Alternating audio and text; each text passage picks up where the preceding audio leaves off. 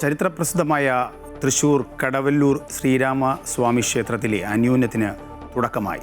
വേദസമ്പത്തുകളുമായി ബന്ധപ്പെട്ട നിലവറയാണ് അന്യോന്യം. വാമൊഴിയായി വേദങ്ങൾ തലമുറകൾക്ക് കൈമാറുക എന്ന ലക്ഷ്യത്തോടെയാണ് അന്യോന്യം നടത്തുന്നത്. തൃശ്ശൂർ ജില്ലയിലെ കടവല്ലൂർ ശ്രീരാമസ്വാമി ക്ഷേത്രത്തിലാണ് ചരിത്രപ്രസിദ്ധമായിട്ടുള്ള അന്യോന്യം നടക്കുന്നത്. ഏകാദശി, വാവ എന്നീ ഉപവാസ ദിനങ്ങൾ ഒഴിവാക്കി 8 ദിവസങ്ങളിലായിട്ടാണ് അന്യോന്യം നടക്കുക. മറ്റു 12 ദിവസങ്ങളിൽ ദേശീയ സെമിനാർ, ചർച്ചകൾ, പ്രഭാഷണങ്ങൾ തുടങ്ങി വിവിധ പരിപാടികളും നടക്കുന്നുണ്ട്. ക്ഷേത്രത്തിനുള്ളിൽ അടച്ചുകെട്ടിയ വേദിയിൽ അന്യോന്യം നടക്കുമ്പോൾ വേദചർച്ചകൾ പുറത്തു പോകാതിരിക്കാൻ പ്രദക്ഷിണ വഴിയിൽ നാമജപം നടത്തുമെന്നതാണ് ഇതിന്റെ ഭാഗമായിട്ടുള്ള ചരിത്രം.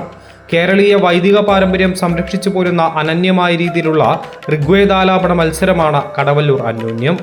ഓർമ്മശക്തി, സ്വരവൈദഗ്ധ്യം, അർത്ഥചിന്ത തുടങ്ങിയ വാമൊഴി പാരമ്പര്യം സംരക്ഷിക്കാൻ വേണ്ടിയുള്ള അനുഷ്ഠാന പാരമ്പര്യമെന്നും അന്യോന്യത്തെ പറയാം.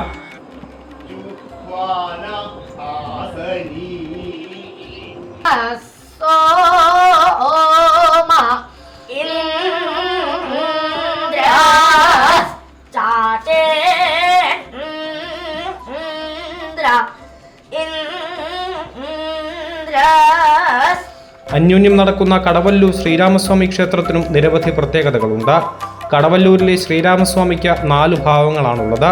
വനവാസത്തിന് പുറപ്പെടുന്ന ഭാവം, വരുണനോട് കോപിക്കുന്ന ഭാവം, അഭിഷേകത്തിനു ശേഷം അധികാരം കൈയാളുന്ന രാജഭാവം, അർദ്ധരാത്രിക്ക് ശേഷമുള്ള ശങ്കരനാരായണ ഭാവവുമാണ് ശ്രീരാമസ്വാമിക്കുള്ളത്. അമൃത ന്യൂസ്, തൃശ്ശൂർ.